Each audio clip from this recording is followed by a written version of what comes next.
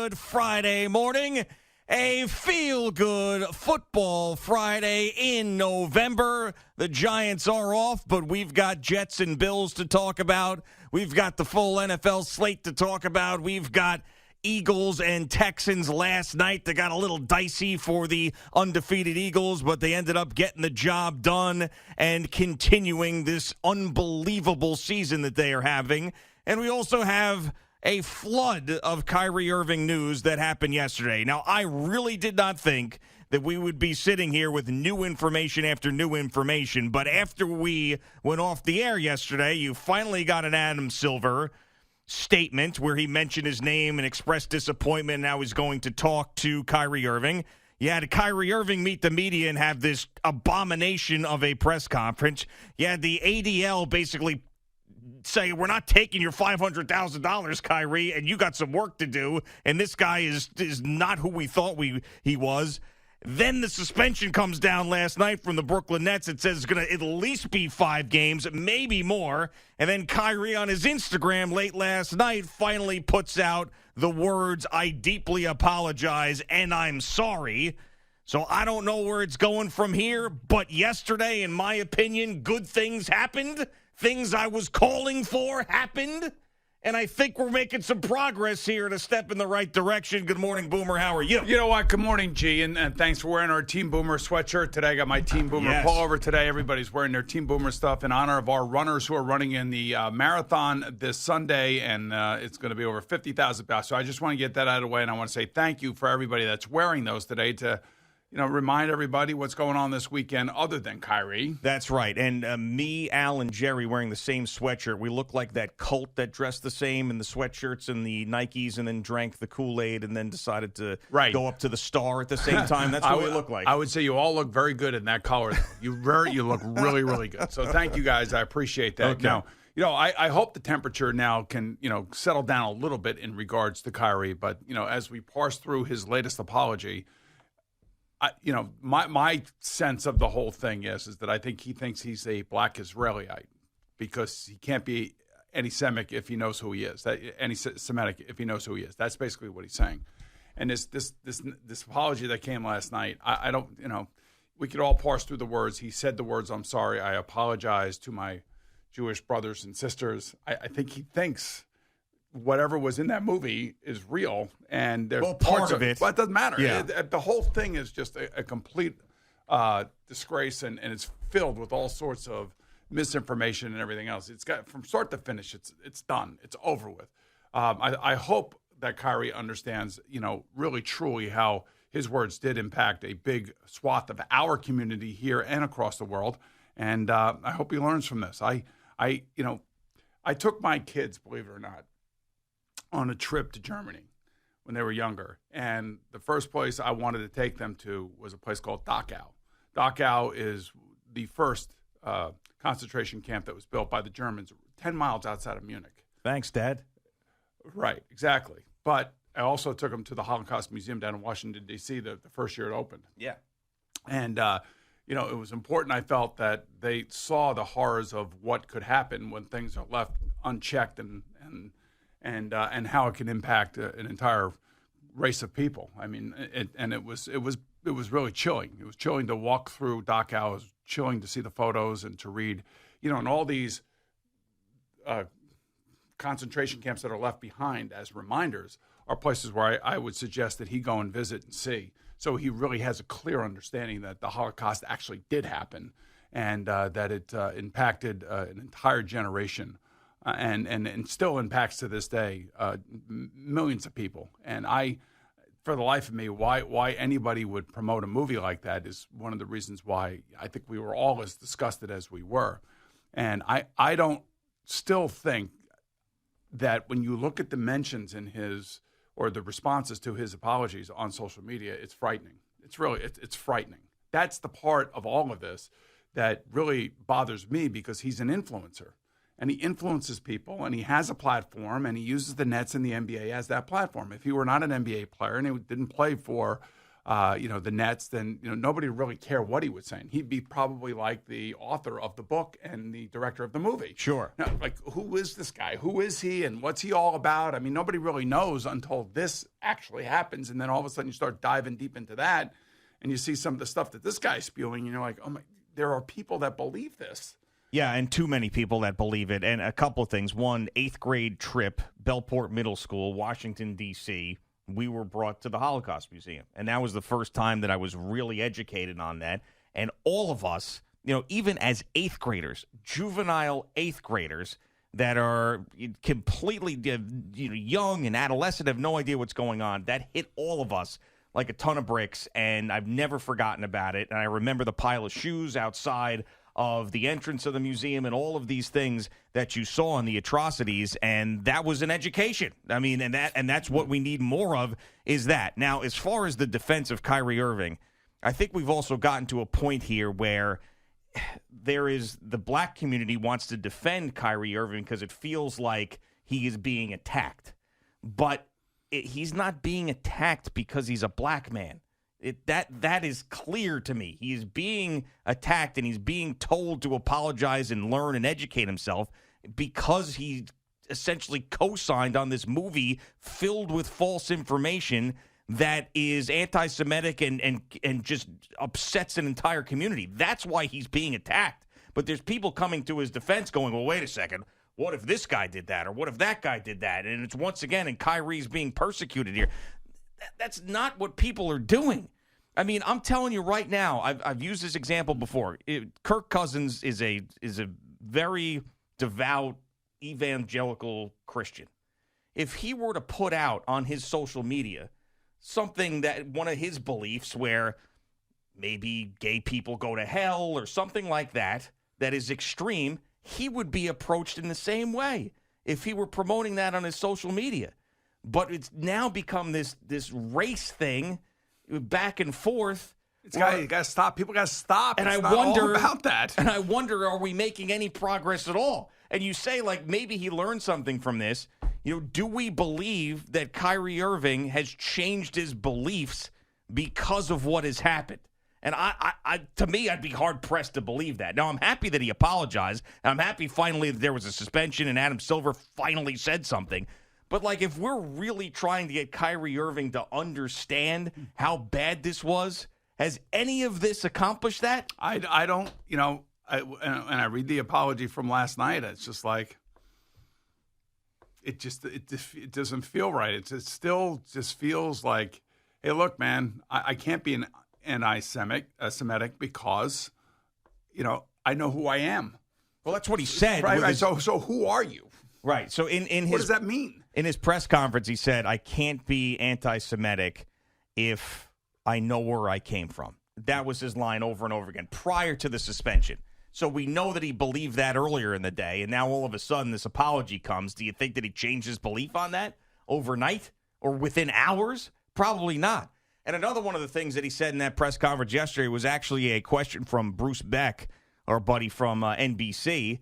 He basically says, do you understand how you hurt people? And Kyrie responded, he goes, well, where were you when 300 million of my ancestors were buried on American soil and, all of these things. And to me, I mean, I know Bruce Beck's not going to sit there and fight with Kyrie Irving on this, but like if someone were to post in the NBA, in the NFL, Major League Baseball, whatever, if someone were to post a movie that said that slavery did not happen, and those who, brought up slavery are only lying to be able to control the world, like this movie said about the Jews and the Holocaust, we'd be all over that person too. But that's not what's happening.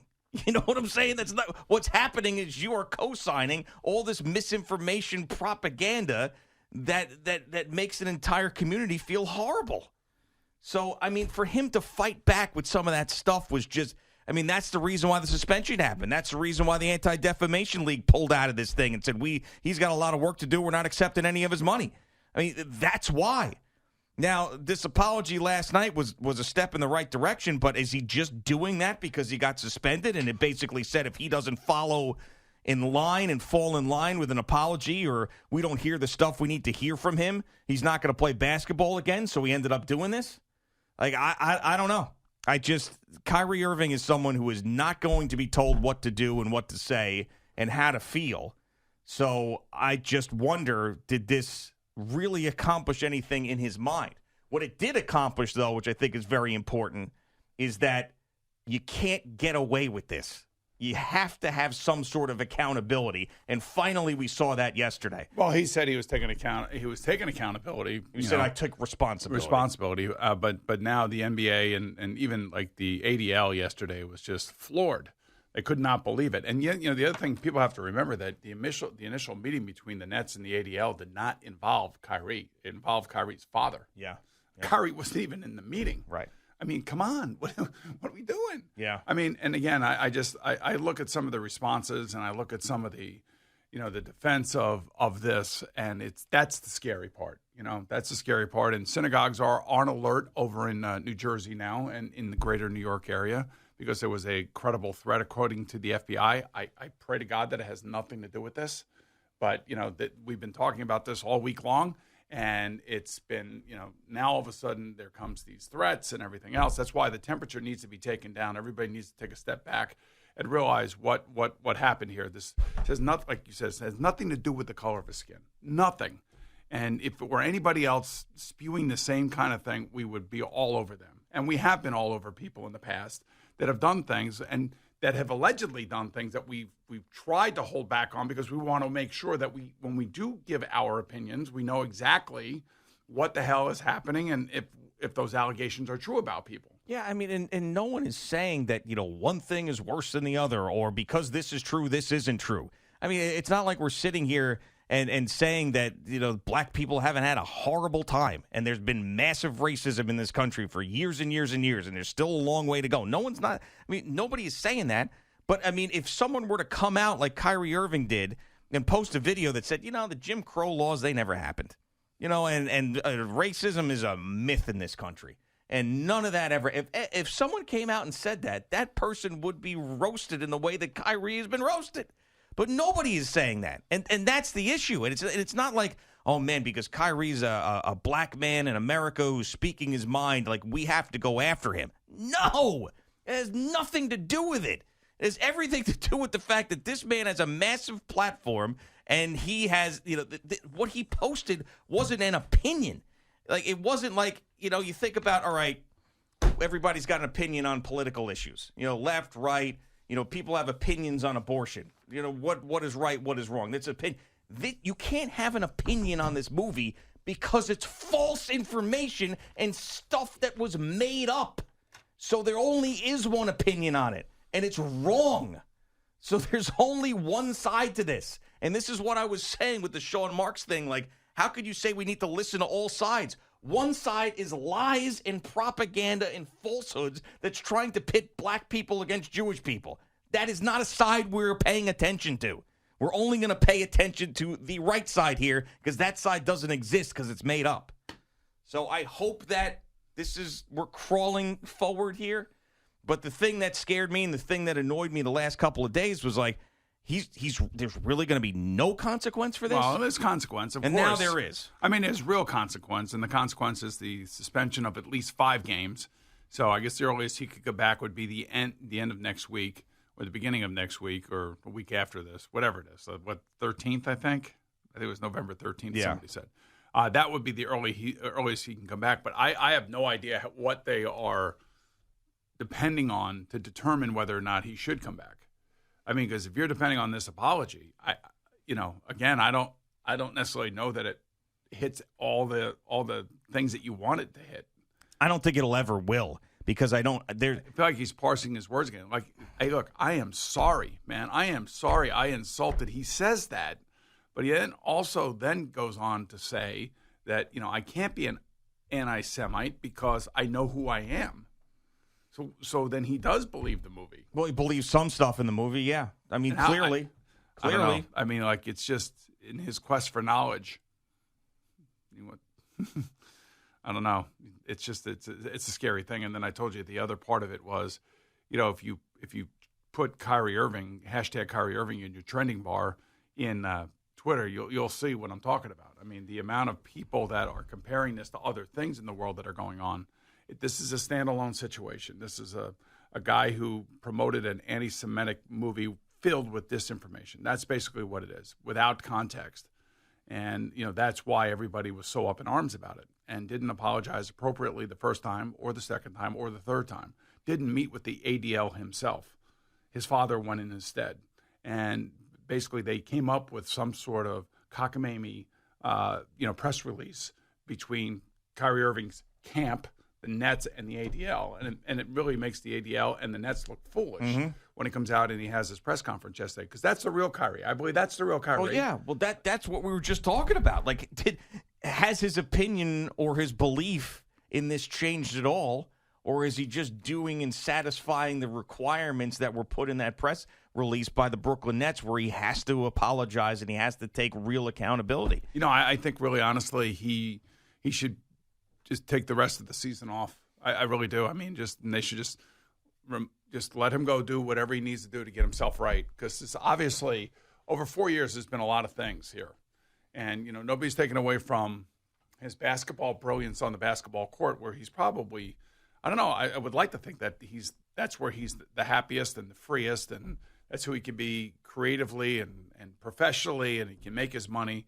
But unfortunately, when you use your platform for those particular reasons and the way that he did, it really puts everybody else around him in a really bad situation. Like, he puts Joe Tsai and Sean Marks in an untenable situation. Yeah. He puts Adam Silver in a really bad situation. Well, and that's the big point. Like, there are crazed religious people who believe in things that are false, and we don't even know who they are. Right, but that's what I'm saying. They're all over the place. They're all over the country. They're everywhere. But we don't pay attention to them because we're like, all right, those people are nuts. They have no effect on my life, whatever. But when you represent an organization, when you get paid the amount of money that you get paid, when you represent a league that, oh, by the way, has gone all in on social issues, particular social issues, they've gone all in on those things. And when you are in that league and you do this, it's different. And when you've got the following in which he has, it's different.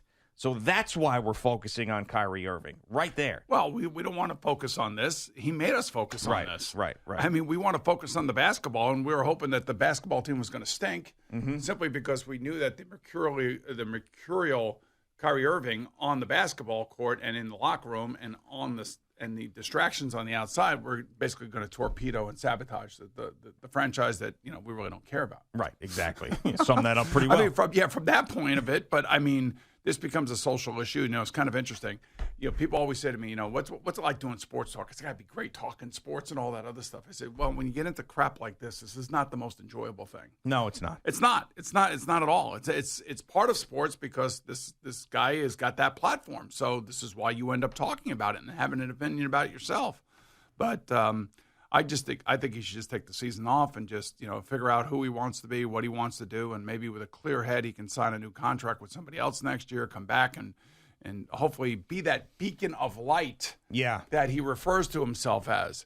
So that beacon of light is shining a light on an anti-Semitic movie that is filled with disinformation, and that's the wrong type of beacon of light. You don't want that.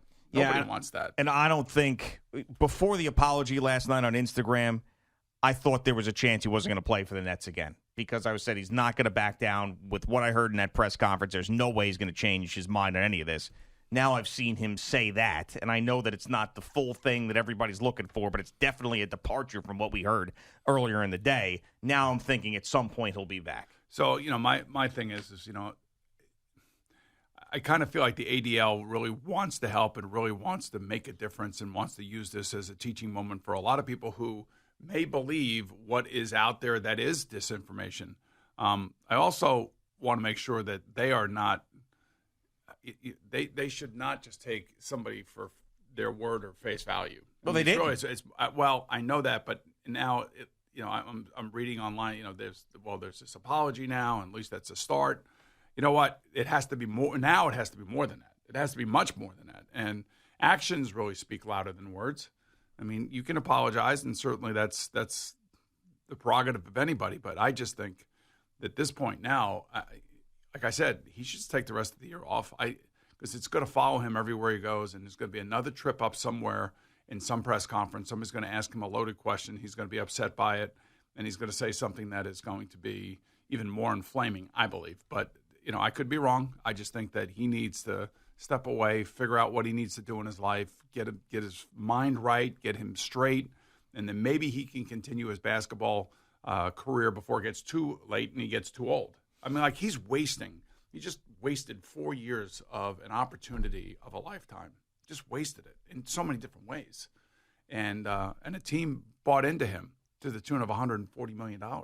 Yeah. And this is basically what they've had to deal with. And I think, part of that Nets press release that they sent after that press conference yesterday, I felt the disgust from Sean Marks and the frustration of the Nets that have had to deal with this for 4 years. Yeah, well, we heard that frustration in the offseason, too, prior to all this. We need people who are committed, people who are here. He was talking directly about Kyrie Irving. All right.